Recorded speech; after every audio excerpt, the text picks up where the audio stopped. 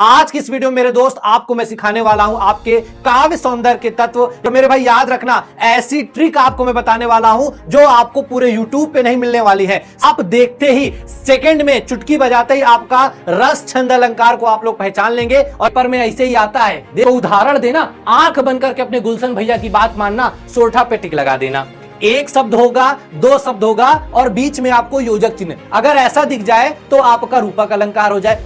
Hello मेरे नन्हे साथियों, मैं गुलशन यादव एक बार फिर से आप सभी का स्वागत करता हूं आपके द्वारा बनाए गए उत्तर प्रदेश के number 1 online platform UP board Vidyakul high school classes में। आज की इस वीडियो में मेरे दोस्त आपको मैं सिखाने वाला हूं आपके काव्य सौंदर्य के तत्व यानी रस छंद अलंकार। और मेरे भाई याद रखना, ऐसी ट्रिक आपको मैं बताने वाला हूं जो आपको पूरे यूट्यूब पे नहीं मिलने वाली है। सिर्फ इस क्लास के बाद आप देखते ही सेकेंड में चुटकी बजाते ही आपका रस छंद अलंकार को आप लोग पहचान लेंगे। और याद रखिएगा, हम सिर्फ परिभाषा नहीं पढ़ेंगे, उदाहरण भी देखेंगे जो आपके पेपर में बार बार आता है। तो बिना किसी देरी के मेरे दोस्त आगे बढ़ते हैं। लेकिन हां, चैनल पे पहली बार है तो चैनल को सब्सक्राइब कर लो, और अगर वीडियो को अभी तक लाइक नहीं की हो तो दबा के लाइक को मारो। तो मेरे भाई सबसे पहले आ जाता है रस छंद अलंकार। तो याद रखिएगा, आपके सिलेबस में जो रस है ना, वो दो प्रकार का है। एक है मेरे भाई आपका हास्य रस और दूसरा है आपका करुण रस। अलंकार की बात करते हैं तो आपका जो अलंकार है ना मेरे भाई, वो तीन है: उपमा, रूपक, उत्प्रेक्षा। उसके बाद मेरे भाई आपका आ जाता है छंद। तो छंद सिर्फ दो प्रकार के आपके सिलेबस में है, एक है आपका रोला और एक है आपका सोरठा। अब आते हैं इनकी परिभाषा और उदाहरण में। तो सबसे पहले मेरे भाई अलंकार पे बात करते हैं। तो याद रखिएगा, जहां से आपका प्रश्न पूछता है सिर्फ उन चीजों को हम लोग देखेंगे। तो जो आपका अलंकार होता है, तो अलंकार का जो अर्थ होता है मेरे भाई, सजावट या भूषण करना, बस, और कुछ नहीं आपको पढ़ना है, ठीक है। इसके बाद अब अलंकार कितने प्रकार के होते हैं आपसे पूछा जाता है। तो याद रखिएगा, अलंकार तीन प्रकार के होते हैं। कौन कौन से होते हैं उनको भी एक बार देख लेते हैं। तो याद रखिएगा, शब्दा, अर्था और उभया अलंकार। अब आपके सिलेबस में जो उपमा, रूपक, उत्प्रेक्षा है ना, वो आपके अर्थालंकार हैं। अब कैसे याद रखोगे, तो बहुत आसान सी ट्रिक है मेरे भाई। क्या? उरु का अर्थ है क्या मेरे दोस्त? यहां पे कर लीजिएगा आपका उरु। क्या? उरु का क्या? उरु का आपका अर्थ है। अब इससे क्या हो जाएगा? उ से उपमा, रू से रूपक और उ से उत्प्रेक्षा। यानी अगर रूपक अलंकार कौन सा अलंकार? अर्थालंकार है। ठीक है मेरे भाई, आगे आ जाते हैं आपका। अब उपमा अलंकार की बात करते हैं। तो देखो, यहां से याद रखना आपका एमसीक्यू आता है। कैसे पहचानोगे उसकी शानदार मैं ट्रिक बताने वाला हूं। याद रखना, उपमेय की तुलना उपमान से समानता के आधार पर की जाए। क्या? जहां पर समानता के आधार पर तुलना की बात की जाए तो आपका उपमा अलंकार होते हैं। अब कुछ शब्द होते हैं जिनको देखकर आप पहचान सकते हो कि इसमें कौन सा आपका अलंकार है। जब भी उपमा अलंकार की बात होगी ना, आपको एक उदाहरण देगा और उसमें आपको सा, से, सी जैसे सरिस, सम, समान ऐसे शब्द दिखाएंगे। सर क्या बोल है? आ उदाहरण में देख लेते हैं। जैसे यहां लिखा है मुख, मयंक, सम, आपको सम दिख गया, आपका उपमा अलंकार हो गया। दूसरा, पीपर, पात, सरिस, मंडोला, अगर आपको उदाहरण में सरिस दिख गया तो आपका उपमा अलंकार हो जाएगा। मेरे साथ दोहराइए, क्या? सा, से, सी, सम, सरिस दिख जाएगा तो वो आपका उपमा अलंकार कहलाएगा। दूसरा बात करते हैं आपका रूपक अलंकार। देखो, रूपक अलंकार सिर्फ कैसे पहचानोगे वो मैं आपको एकदम छोटी सी ट्रिक बताता हूं। देखो, एक शब्द होगा, दो शब्द होगा और बीच में आपको योजक चिन्ह, अगर ऐसा दिख जाए तो आपका रूपक अलंकार हो जाए। आइए देखते हैं। जैसे यहां पे देखो, आपको लिखा है चरण कमल बंदो हरिराई, मतलब आपका एक शब्द, दो शब्द और बीच में ये जो लगा है ना, ये मेरे दोस्त आपका होता है योजक चिन्ह। मतलब एक शब्द, दो शब्द, बीच में योजक चिन्ह, तो आपका रूपक अलंकार हो गया। आगे आ जाते हैं आपका उत्प्रेक्षा अलंकार। तो बहुत आसान तरीका है इसको पहचानने का। क्या? आपको कुछ शब्द देंगे उदाहरण में। क्या? मन, मानो, मनहु, जनहु, जानो, ऐसे अगर शब्द उदाहरण में दिखाई देते हैं तो वहां पे आपका उत्प्रेक्षा अलंकार होता है। कैसे? जैसे देखो, यहां लिखा है सोहा तोड़े पीठ पत, श्याम सलोने गात, और यहां पे आपको मनहु दिखा। यहां पे अगर आपको मानो, मनो, मनु, मनहु, जानो, जनु, जनहु, ज्यो ऐसे शब्द अगर आपको उदाहरण में दिखाएंगे तो आप किस पे ट्रिक लगाइएगा? आपका उत्प्रेक्षा अलंकार। अब इसको हम लोग दोहरा लेते हैं। आपका क्या उपमा अलंकार के लिए सा से सी सम सरिस शब्द दिख जाए, उपमा अलंकार। एक शब्द दो शब्द बीच में योजक चिन्ह तो आपका रूपक अलंकार। अगर मन मानव मनहु जनहु ऐसे शब्द दिख जाए तो आपका उत्प्रेक्षा अलंकार। अब आइए जो पेपर में बार बार प्रश्न आते हैं उनकी प्रैक्टिस कर लेते हैं। तो सबसे पहले मेरे भाई अलंकार का शाब्दिक अर्थ क्या होता है? तो अभी थोड़ी देर पहले हमने देखा क्या अलंकार का जो शाब्दिक अर्थ होता है वो आपका क्या होता है? आपका आभूषण हो जाता है। आगे आ जाते हैं मेरे भाई दूसरा प्रश्न। अब देखो पेपर में ऐसे ही आता है, देख लो क्या, वह दीप शिखा सी शांत भाव में लीन पंक्ति में कौन सा अलंकार है?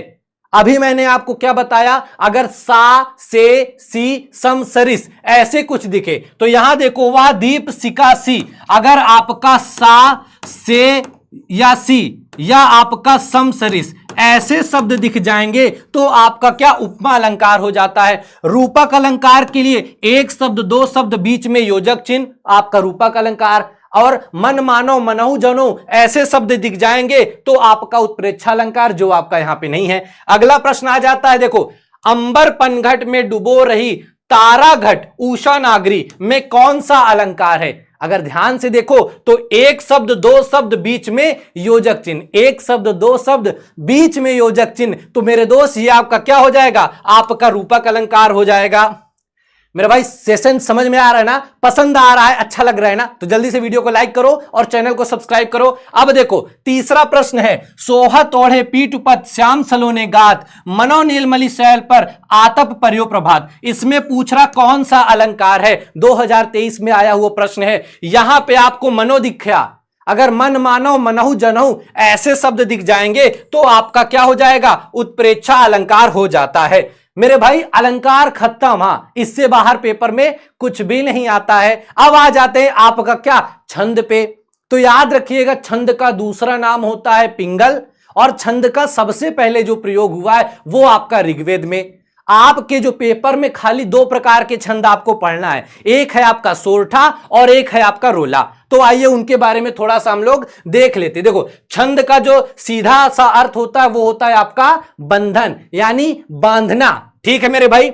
अब बात करते हैं सोरठा। तो याद रखिएगा जो सोरठा होता है वो दोहे का उल्टा होता है। सोरठा में 4 चरण होते हैं, पहले और तीसरे में 11-11, दूसरे और चौथे में 13-13 मात्राएं होती हैं। और जो सोरठा है ना ये आपका अर्ध सममात्रिक छंद है और आपका दोहे का उल्टा होता है। अब इसको उदाहरण आपके पेपर में देगा, आपको मात्रा गिन के पहचानना है कि कौन सा आपका है। तो मेरे भाई याद रखना आपके सिर्फ दो हैं, एक है आपका सोरठा और दूसरा है आपका रोला। ठीक है, तो सोरठा में क्या है? 1 2 3 4 चरण, 11 13 11 13। अगर पहले चरण में 11 मात्रा तो समझ जाना मेरे भाई क्या है? आपका सोरठा है। आइए मात्रा गिनते हैं। जैसे यहां मां में बड़ाऊ की मात्रा 2 1 3, यहां में हाओ की मात्रा 2 और 1 3, वा में आ की मात्रा 2, चा में आ की मात्रा 2 और 1, यानी 2 1 3 2 5 1 6 2 8 2 10 11। पहले चरण में 11 मात्रा दिख गई तो मेरे भाई आपका क्या हो गया? सोरठा हो गया।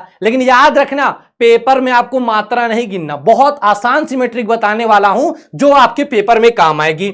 मेरे भाई रोला की बात करते हैं। रोला में भी 4 चरण होते हैं, सममात्रिक छंद है और प्रत्येक चरण में 24-24 मात्राएं होती हैं। कैसे? ऐसे याद रखिएगा, मान लीजिए 24 कैरेट का सोना है और 24 कैरेट का सोना आपके पास है, जिसकी वजह से आपका है रोला। तो कैसे करोगे कि मेरा है रोला, क्योंकि मेरे पास जो सोना है वो 24 कैरेट का है, तो 24 से 24 मात्रा। दूसरा मेरे भाई इसका उदाहरण आता है। अब देखो रोला का उदाहरण देखो कितना बड़ा सा है, पहाड़ जैसी बड़ा है। और अगर सोरठा का उदाहरण देखो बउआ सा है। तो अगर आपके पेपर में उदाहरण आए और उदाहरण ऐसे छोटे छोटे 4 चरण हो, बउआ सा हो, तो आंख बंद करके सोरठा पे टिक लगाना। और याद रखिएगा मैं पिछले 15 साल के पेपर उठा के देखा हूं, आज तक रोला का उदाहरण पेपर में दिया ही नहीं है। हर बार आता है सोरठा सोरठा सोरठा। तो उदाहरण देना, आंख बंद करके अपने गुलशन भैया की बात मानना, सोरठा पे टिक लगा देना। आगे आ जाते हैं मेरे भाई। देखो 4 चरण में समान मात्रा होती है, समान है तो आपका क्या हो गया? सममात्रिक हो गया। अगला आता है सोरठा छंद में कितने चरण होते हैं। याद रखना, चाहे रोला हो चाहे सोरठा हो, दोनों में आपके कितने चरण होते हैं, 4 चरण होते हैं। अब रोला छंद में कितनी मात्राएं होती हैं। देखो यहां पे प्रश्न पढ़ना बहुत सारे लोग गलती कर देते हैं। यहां पे बोला है कुल कितनी मात्राएं, तो याद रखिएगा रोला में आपके 4 चरण होते हैं, 24 24 24 24। अगर बोले कि प्रत्येक चरण में, क्या अगर यहां पे लिखा होता क्या आपका प्रत्येक चरण में, क्या अगर आपसे लिखा होता प्रत्येक चरण में, तब आपका आंसर होता 24। कुल मात्राएं बोल रहा है तो 24 दूना 48, 24 तीन 72 और 24 चौके आपका आंसर क्या हो जाएगा, 96 हो जाएगा। ठीक है मेरे भाई। इसके बाद आप कहा जाता है कि सोरठा के पहले चरण में कितनी मात्राएं होती हैं। इस प्रश्न का जवाब आप लोग कमेंट करके बताइएगा कि सोरठा के पहले चरण में कितनी मात्राएं होती हैं। ठीक है मेरे भाई। अब दोहे का उल्टा कौन सा होता है, यह भी आप लोग कमेंट करके बताइएगा कि चौपाई, रोला, सोरठा या आपका बरबय। ठीक है। अगला आ जाता है मेरे भाई, देखो अब यह उदाहरण है, आपसे पूछ रहा इसमें छंद कौन सा है। अब आप बताइए क्या इसमें 1 2 3 4 ठो बउआ बउआ चरण है। जब बउआ चरण होगा तो आपका क्या कहलाएगा, मैंने बोला ना आंख बंद करके सोरठा पे टिक लगा देना। हां बस आंख बंद करके सोरठा पे। और याद रखना आपके सिलेबस में 2 हैं, एक है सोरठा और एक है रोला। अब मेरे भाई बारी आ जाती है आपकी रस की। रस के बहुत आसान, देखो बहुत ज्यादा नहीं पढ़ना, जहां से पेपर में प्रश्न आते हैं इसके बाद मेरी गारंटी है आप कोई भी पेपर उठा लेना, आपका रस छंद अलंकार से एक भी ना प्रश्न छूटेगा और ना ही गलत होगा। तो यहां पे बात करते हैं मेरे भाई, याद रखना काव्य को हम सुन रहे हैं, देख रहे हैं या पढ़ रहे हैं, उससे हमारे मन में अगर आनंद की प्राप्ति होती है तो वहां पे क्या हो जाता है, वहां पे मेरे भाई याद रखिएगा आपका क्या, वो आपका रस कहलाता है। अब रस का मेरे भाई याद रखिएगा आपके 9 प्रकार के हैं, लेकिन आपके सिलेबस में सिर्फ 2 प्रकार के हैं। एक है आपका हास्य रस और दूसरा है आपका करुण रस। यहां से आपसे सिर्फ स्थायी भाव पूछता है, तो याद रखना हास्य रस का स्थायी भाव हास्य और हास्य आपका क्या हो जाएगा, हास हो गया, और कुछ नहीं पूछता पेपर में। अब करुण रस का, तो करुण रस का याद रखना स्थायी भाव क्या होता है, आपका शोक होता है। बस 2 ही प्रश्न पूछता है। एक प्रश्न और आता है कि भैया उदाहरण दिए रहेगा पहचानो, तो वो भी देख लेते हैं। तो याद रखिएगा हास रस की परिभाषा क्या होती है, किसी व्यक्ति की आकृति, वेशभूषा या बात करने के तरीके से हमारे मन में जो विनोद का भाव होता है उसको हम क्या कहते हैं, वहां पे आपका हास्य रस वहां पे होता है। ठीक है मेरे भाई। अब उदाहरण कैसे पहचानोगे, जैसे यहां लिखा है शीश पर गंगा हंसे भुजनी भुजंगा हंसे, यहां पे हंसे हंसे हंसने की बात हो रही है, तो इसलिए आपका कौन सा हो जाएगा, हास्य रस।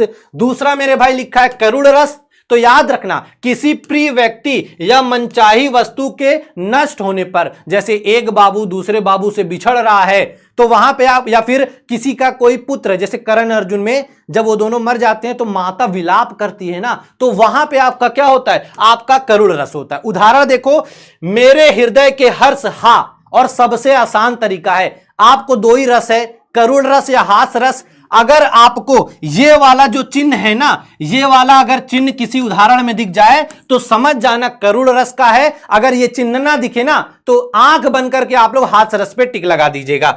अब मेरे भाई इसके उदाहरण है, करुण रस का स्थायी भाव क्या है, कमेंट करके बताइएगा। अभी थोड़ी देर पहले मैंने आपको बताया था हास्य रस का स्थायी भाव आपका क्या है, हास्य होता है। ठीक है मेरे भाई। और अब देखो उदाहरण है क्या कि पति सिर देखत मंदोदरी मूर्छित बिकल। देखो मंदोदरी है, पति का सिर देख रही है और विलाप कर रही है। अब विलाप करेगी। अब देखो आपको पता है श्रृंगार रस आपके सिलेबस में है नहीं, वीर रस आपके सिलेबस में है नहीं। अब 2 बचे हैं, इनमें से कौन सा होगा, कमेंट करके बताइए। क्यों कमेंट करना, मैं ही बता देता हूं, आपका करुण रस। अब आपका अंतिम आ गया उदाहरण क्या कि शीश पर गंगा हंसे भुजनी भुजंगा हंसे, इसमें रस कौन सा है, तो याद रखना यहां पे आपका क्या है, हास्य रस है। मेरे भाई रस छंद अलंकार आपको यहां पे जो मैंने बताया ना, आप पूरे YouTube पे कहीं नहीं पढ़े होंगे, और इतना बेहतरीन तरीके से, मतलब ये जो ट्रिक है ना, ये आपके बड़े भाई के द्वारा खुद से बनाई गई है। मतलब इस वीडियो को अगर आपने एक बार देख लिया, उसके बाद कोई भी मॉडल पेपर उठा लेना, एक भी प्रश्न आपका छूटने वाला नहीं है। बाकी मेरे भाई अगर सेशन पसंद आया हो तो वीडियो को लाइक करना, कम से कम अपने 15 से 20 दोस्तों को भेजना, चैनल को सब्सक्राइब कर लेना और आपसे जो भी प्रश्न मैंने बोला है कमेंट करके बताना। और मेरे भाई इसी तरह के महत्वपूर्ण अगर सेशन और भी चाहते हो तो चैनल को जरूर सब्सक्राइब कर लेना।